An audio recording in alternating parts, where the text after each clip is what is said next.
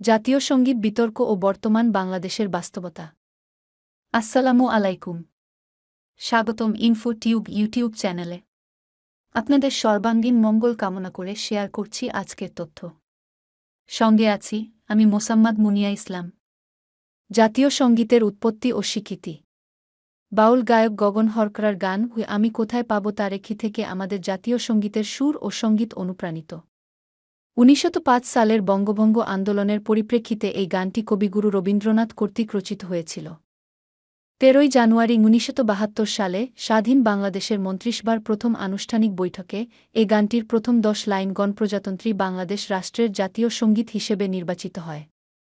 জাতীয় সঙ্গীত পরিবর্তনের চেষ্টা। এরপর বিভিন্ন সময়ে এটি পরিবর্তনের চেষ্টা করা হয়েছে।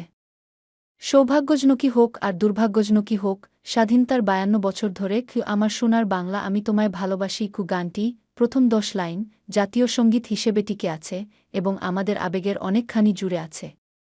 স্বৈরাচার হাসিনার আয়নাঘরে প্রায় ১০ বছর বন্দী থাকার পর জামায়াত ইসলামীর সাবেক আমির ও অধ্যাপক গোলাম আজমের ছেলে, অবসরপ্রাপ্ত ব্রিগেডিয়ার জেনারেল আমান আজমি বাংলাদেশের সংবিধান ও জাতীয় সঙ্গীত পরিবর্তনের কথা বলেন।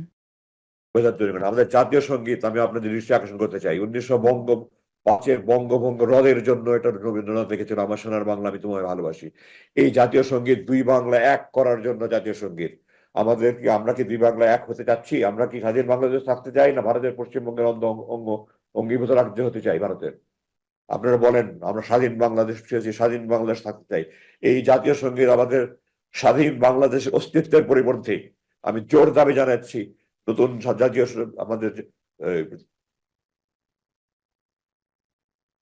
নতুন জাতীয় সঙ্গীত আমাদের তৈরি করা হোক।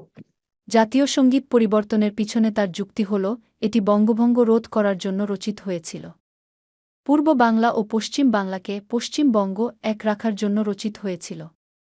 আমরা যেহেতু যুদ্ধ করে স্বাধীন হয়েছি, আমরা নিশ্চয়ই পশ্চিমবঙ্গের সাথে একত্রিত হওয়ার জন্য স্বাধীন হইনি, যুদ্ধ করিনি।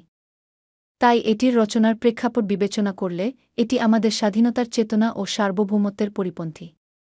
জাতীয় সঙ্গীত পরিবর্তনের দাবি জনাব আজমি সাহেবের একান্তই ব্যক্তিগত মতামত। স্বাধীন রাষ্ট্রের সবার স্বাধীন মত প্রকাশের অধিকার আছে। আপনারও নিজস্ব মতামত বা যুক্তি থাকলে তুলে ধরুন। এটা নিয়ে দলাদলি বা আন্দোলন সংগ্রাম করার মতো কিছু ঘটে নাই। কারণ পরিবর্তনের প্রস্তাব কোনো দায়িত্বশীল ব্যক্তি কর্তৃক আসে নাই। এটা নিয়ে যারা মাতামাতি করছেন, রাজপথ গরম করছেন বা করতে চাচ্ছেন, তারা খামোখা আজমি সাহেবের গুরুত্ব বাড়াচ্ছেন এবং নিজেদেরকে পতন হওয়া স্বৈরাচারের প্রেতাত্মা হিসেবে উপস্থাপন করছেন। এখনও অনেক কাজ বাকি। শকুনের চক্রান্তে নিজেদের ঐক্যে ফাটল ধরাবেন না।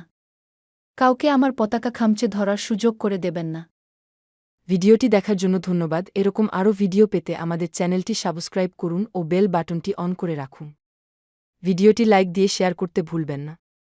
আপনাদের মতামত আমাদের কাছে সবসময় মূল্যবান, তাই কমেন্টস বক্সে আপনার মতামত জানান।